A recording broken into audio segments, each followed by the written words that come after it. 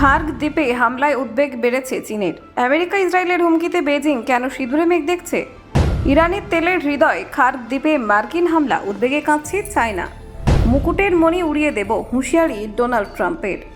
তেল বাজারে আতঙ্ক, খার্গ দ্বীপে বোমা পড়তেই চীনে তেলের হুড়োহুড়ি, বাড়ছে জ্বালানির দাম। ইরানে তেলের লাইফলাইন লক্ষ্য করে হামলা, বিশ্ববাজারে তেলের দামে ঝড়। খার্গ দ্বীপে আঘাত, ইরান আমেরিকা সংঘাতে নতুন আতঙ্ক চীনে। তেলের প্রধান দরজা খার্গে হামলা, বিশ্ব জ্বালানি বাজারে বড় ধাক্কা। ইরানে তেলের ভান্ডারে আঘাত, চীনে শুরু জ্বালানি মজুতের দৌড়। আরও হামলা করতে পারি, ট্রাম্পের মন্তব্যে বাড়ছে যুদ্ধের আশঙ্কা। দেখুন, পশ্চিম এশিয়ায় চলতে থাকা সংঘাতের মাঝে নতুন করে উত্তেজনা ছড়িয়েছে ইরানের গুরুত্বপূর্ণ তেলকেন্দ্র খার্গ দ্বীপে হামলার ঘটনায়। মার্কিন বাহিনীর এই আক্রমণের পর আন্তর্জাতিক মহলে তীব্র প্রতিক্রিয়া দেখা দিয়েছে। বিশেষ করে এই ঘটনায় উদ্বেগ বেড়েছে চীনের। মার্কিন প্রেসিডেন্ট ডোনাল্ড ট্রাম্প ইতিমধ্যেই কড়া হুঁশিয়ারি দিয়ে বলেছেন, প্রয়োজনে ইরানের এই গুরুত্বপূর্ণ তেলকেন্দ্র পুরোপুরি ধ্বংস করে দেওয়া হবে। তার এই মন্তব্য পরিস্থিতিকে আরও জটিল করে তুলেছে।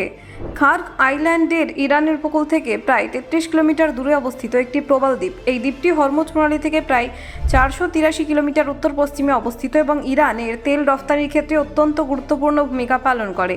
পরিসংখ্যান অনুযায়ী ইরানের মোট তেল রফতানির প্রায় 90% খার্গ দ্বীপ থেকেই হয়।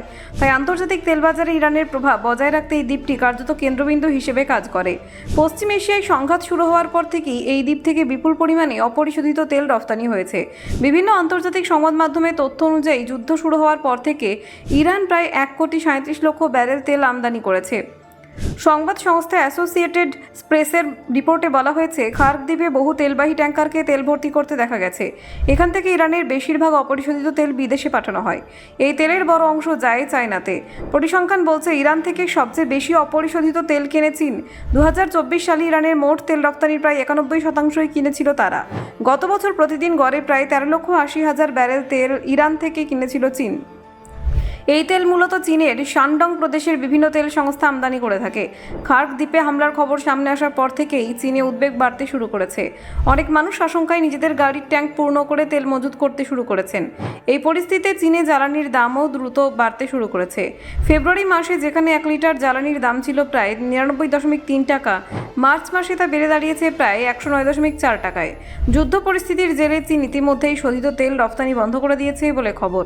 বিশেষজ্ঞদের মতে, সম্ভাব্য জ্বালানি সংকটের আশঙ্কায় এই সিদ্ধান্ত নেওয়া হয়েছে। খার্গ দ্বীপে হামলার পর ট্রাম্প দাবি করেন যে দ্বীপে থাকা ইরানের সামরিক ঘাঁটিগুলিকে সম্পূর্ণ ধ্বংস করে দেওয়া হয়েছে।